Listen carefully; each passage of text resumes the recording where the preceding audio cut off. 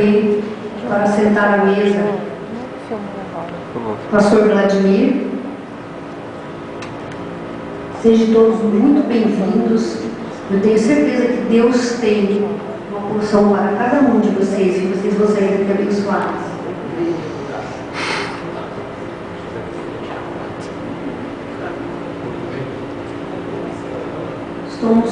Gostaria que você soubesse que somos honrados com a sua presença aqui.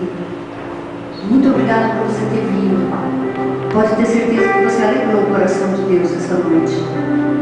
Gostaria de estar convidando também para tomar a frente aqui na plenária o missionário Adriano Alex Viana. Missionário.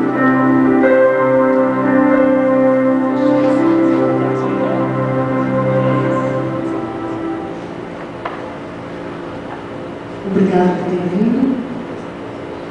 Gostaria também de convidar para sentar aqui à frente o nosso missionário Alessandro de Oliveira. Amém. E também o missionário Diego Monteiro.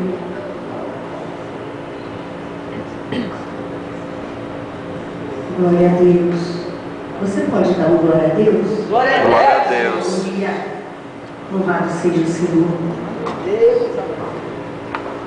Gostaria também de convidar o mestre Enéas a estar se juntando a nós. Meu Deus. Enéas é o nosso mestre de ensino.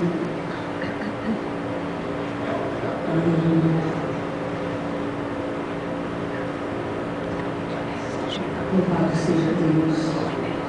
Não cabe na maca.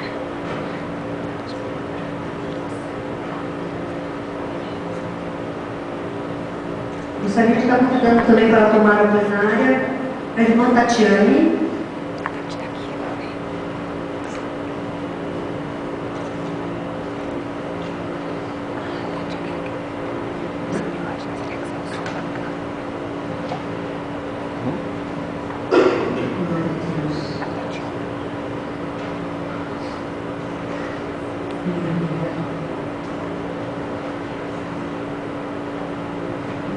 Seria bem breve, mas eu gostaria de falar um pouco sobre missões. O que é exatamente missões? O ápice da missão, ela começou no século XVIII.